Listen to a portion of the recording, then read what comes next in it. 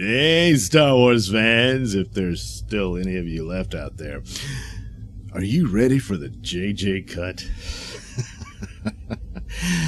I heard about this even before the Rise of Skywalker was released, and that there were reshoots right up to the last minute. That appears to be true. The film is a mess. You can just look at it and see it. And sure, I'm sure there is a ton of other footage of scenes that we didn't see, and there's always a case of that with some extra footage and whatnot from just about every movie ever made. And there could be this long assembly cut. Apparently, this one would be 4 hours. Supposed to, just like Snyder Cut, see, and that Disney wants its own Snyder Cut. So, would that be the deal? This doesn't make the Disney look good, though. So if the liquor is has any credibility, probably someone from Bad Robot. Just so long as JJ comes out smelling like a rose, who cares what happened? But there was some discussion that there were a lot of work done for certain scenes. I think even Adam Driver talked about this. They trained really hard for this scene, and it was completely cut out. And Matt Smith was supposed to be in the film, rumored to be at one point a young Palpatine, or one of the Knights of Ren who gets possessed by Palpatine. And so Matt Smith, the former Doctor Who, was going to play that role. He was supposed to be in there. I think he was even listed as part of the cast on IMDb. So, it gets cut out. This happens, but how much of it? How much of it was it there, and how significant was it? Don't know. So, some of this business of leaks and rumors and whatnot, there could be some kernels of truth to it with a bunch of crap along the way. So there we go. Right off the bat, it starts talking about there's never been a cultural civil war in Lucasfilm. Yeah, that's BS. Of course there is. Oh, wait, look, he just changed the term. It's just a disagreement on the direction to the franchise has always been a recurring problem. Well, okay. Pick your terms.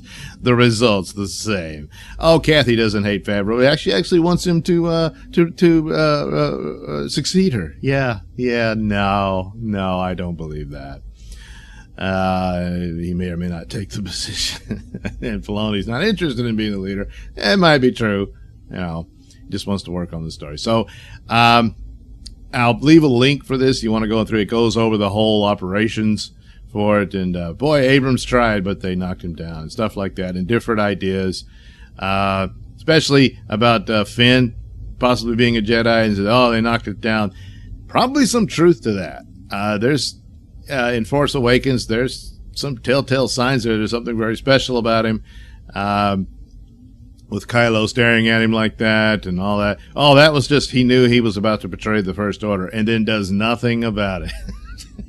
So, no, I think he was insinuating. And apparently there were supposed to be some scenes in Rise of Skywalker where suddenly Finn has force powers, and he's rather stunned by it, and he tries to tell Rey. He's trying to tell Rey something, and I guess, he's just trying to tell her he loves her. Is that it? What? We don't know. They don't. It's such a badly edited film. So it's like, if you're not going to pursue any of those narratives, the scenes of him trying to talk to her should have been cut out as well, because then it doesn't make any sense. So, yeah, there's something here. Apparently saying, they had problems with even hiring Finn in the first place, suggesting they didn't want a black man, I guess. I don't know. And then, Abrams wanted a romance between Finn and Poe, but ultimately Finn would go with Rey. Certainly the romance between Rey and Finn is also clearly suggested, but they changed it to her and Kylo. I just like, and ideas that she would be Luke's daughter, which I think was the best thing. Also, possibly could have been a Kenobi child, but being Luke's daughter, I thought would have been the best outcome there, but it didn't happen that way. So anyway, here we go. I'll just jump to what is the difference between the theatrical and Abrams' supposed cut. So Matt Smith, yes, that I believe. He was in it. and they cut it out. Whatever that was, well, who knows. The runtime close to 4 hours, so yeah, Snyder Cut time. Palpatine's role constantly changed from dark spirit to possession to eventually rescued zombie clone. Original role was just a cameo for the fans. The Trevorrow version, which I've seen, where he was just a holographic projection. He was a contingency plan left by Palpatine to Darth Vader if Luke had succeeded in killing him, and that Darth was to seek out an old Sith master in the dark regions of the galaxy. So Kylo gets this message, and that's much better. The idea of him being back, it destroys the whole original 6 films and all that. It's stupid. So even though it's a clone, now I know that is a piece of the expanded universe as a clone, but they just sort of tease that he's a clone. Well, if you read the novel, no, it needs to be on the film, and it was desperation. Rey's parents had been Luke and a Force archaeologist. Oh, not Mara Jade. See, it should have just been Mara Jade. You could have kept it in with the. You could have borrowed the elements from the expanded universe. I understood some aspects of it. I thought it was because the age of the original cast was already too old to play the characters as they would have been in those stories. But apparently the original reason was because they didn't want Chewbacca to be dead. So poor Mara Jade, so much for strong female characters. So I'm guessing, I don't know, Dr. Aphra would have been because the archaeologist, yeah, who knows, who found Anakin's lightsaber after the events of the original trilogy, but before ST? Sequel trilogy, of course, yeah. We never learn her name in this story. Wow. Okay. But anyway, Rey. Wait a minute. R-A-Y? See, it's all fake. Kylo and Rey's relationship was more tragic. Rey wanting to put him out of his misery. And Kylo wanting to be free. There was a scene of Kylo saying goodbye to Leia, giving closure to Mother. And so, yeah, well, he couldn't really do that, unfortunately. Jannah had been Finn's sister. I'm told this is still on the table for future stories.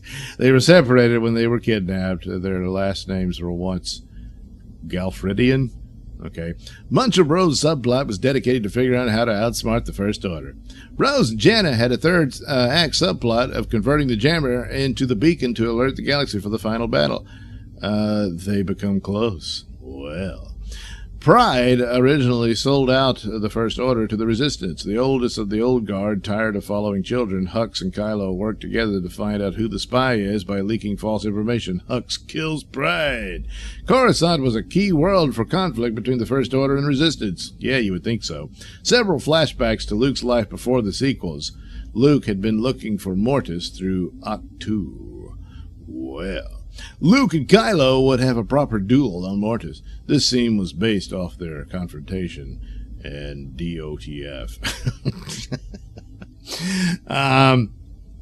There were hints of Poe's romantic interest in Finn, yet in the end, he gives his blessings to Finn and Rey.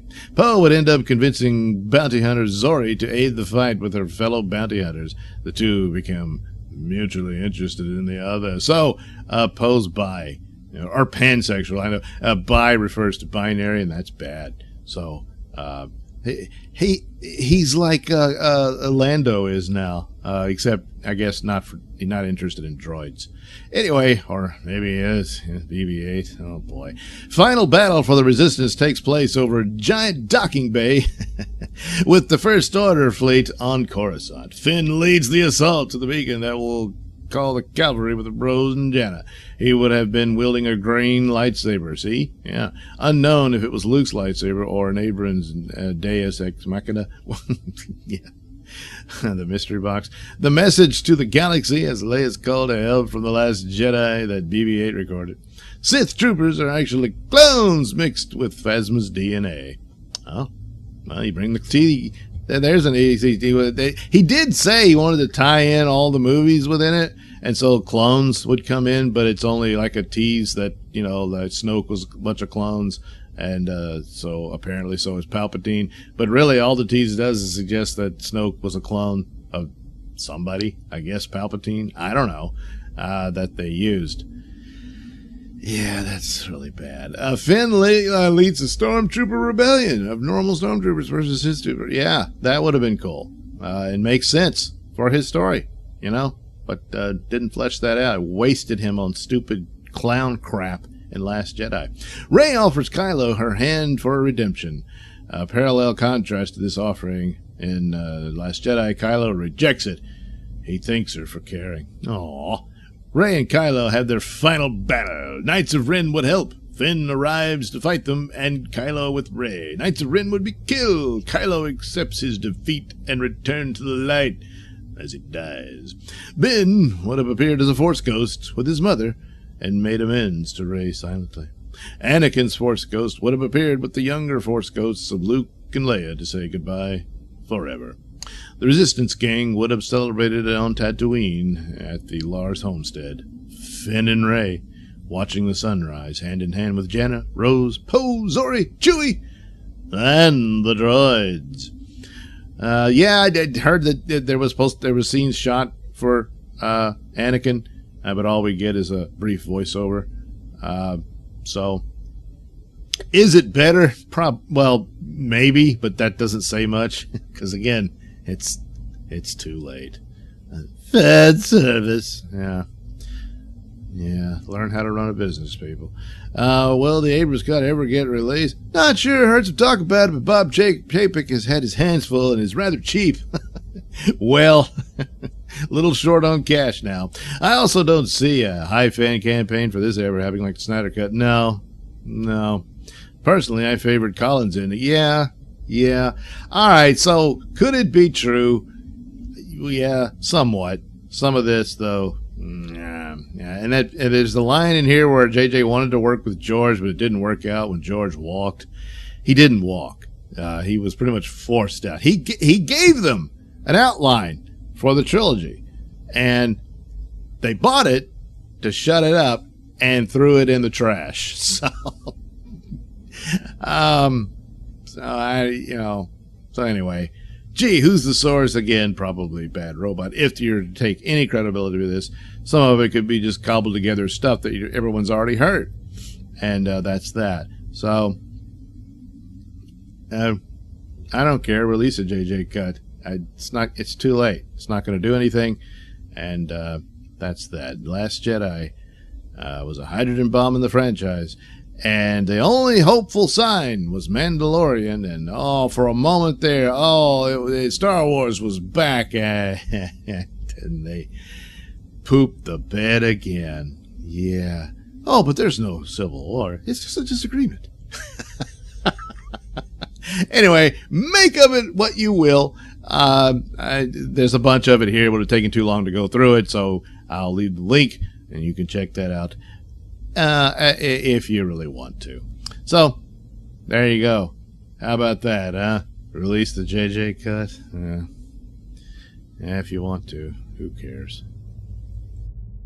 Thanks for watching and listening. Say, while you're still here, why not like and subscribe and share with your many friends? Yes. Also, check out my mini stores in the link description below. Yes, where you can get t-shirts, hats, mugs, all those goodies with my artwork on them. Oh, yeah. And head over to indieplanet.com and pick up a copy of my comic book, Night Night. Oh, yeah. You can also catch me at my podcast, Mr. Nailsin Show, on RadioMisfits.com. And you can also watch my videos on BitChute.com and now on Rumble.com. Oh, my goodness. So many places to watch me and my stuff. Oh, yeah. And if that's not enough for you, well, you can follow me on many social media platforms and say hi to your old pal, Mr. Nailsin.